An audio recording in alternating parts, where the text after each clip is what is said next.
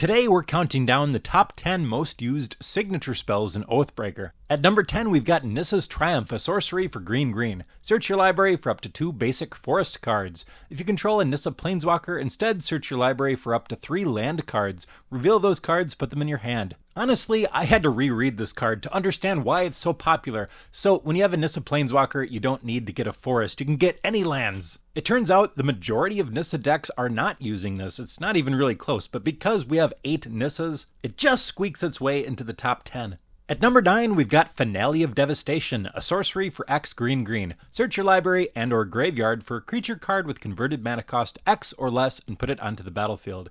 If you search your library this way, shuffle it. If X is 10 or more, creatures you control get +X/+X and gain haste until end of turn. What decks are using this, you might ask? It is all over the board. If it's a green deck of any kind, somebody's probably using this. Number 8 is Enlightened Tutor, an instant for white. Search your library for an artifact or enchantment card, reveal it, and put it on top. It's a popular signature spell for both Calyx and Estrid, which are enchantment Oathbreakers, or it could fetch out stacks pieces for Teferi Time Raveler or Dovin Hand of Control, which are sometimes built that way. And other decks are focused on getting out Luxiar, Giada's Gift.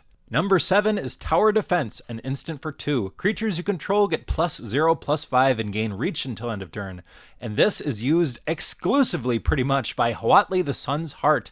Each creature you control assigns combat damage equal to its toughness rather than its power. So this is essentially giving everything +5/+5. Huatli Tower Defense is one of the most popular combinations in the format. I've got it built myself and it's a lot of fun. Number 6 is Jeska's Will, a sorcery for 2 and a red. Choose one. If you control a commander, as you cast the spell, you may choose both.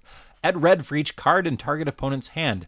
Exile the top 3 cards of your library. You may play them this turn. This whole cycle is pretty cool for our format because we always control our commander when we cast the spell. But this was the only one that was really good. It doesn't tend to synergize with anything, but ramp and card advantage in one is always good. You'll find this as signature spell in pretty much anything that has red, but the most popular ones are Tybalt the Fiend-Blooded, Rowan Scholar of Sparks, and Quintorius Canned. Number 5 is All is Dust, a sorcery for 7. Each player sacrifices all colored permanents he or she controls. If you're building colorless, this is it. This is far and away the best option. Over 40% of colorless decks are using this as signature spell, and that should tell you something. Number 4 is Moon Mist, an instant for 1 and a green. Transform all humans. Prevent all combat damage that would be dealt this turn by creatures other than werewolves or wolves. 87% of Arlen core decks are using this as signature spell. In addition, 35% of Arlen the Pack's Hope is using this.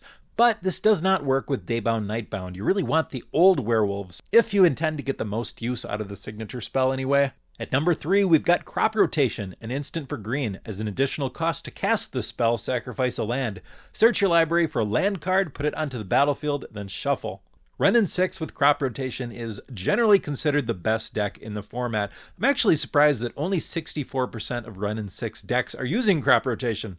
Other decks it shows up as signature spell include Lord Windgrace, Nissa Shadowed Bows, and Kiora Behemoth Beckoner. At number 2, and I'm surprised it's not number 1, we've got the Elder Spell, a sorcery for black. Destroy any number of target planeswalkers. Choose a planeswalker you control. Put 2 loyalty counters on it for each planeswalker destroyed this way. In a format devoted to planeswalkers, this thing is brutal. Destroy all your opponent's planeswalkers and ult your planeswalker pretty much. Wow. Personally, I find this pretty unfun and I would not use it. But let's see which decks are. 53% of Nicole Bolas Dragon God decks are. That is really thematic, I'll give it that, and it works with his -8. And a quarter of Liliana the Last Hope decks, Trevesh Zat Doom of Fools decks, and Sorin the Mirthless decks are using it. And basically it shows up at some percentage in any deck with black. And at number 1 we've got Thoughtcast, a sorcery for 4 and a blue with affinity for artifacts. Draw 2 cards.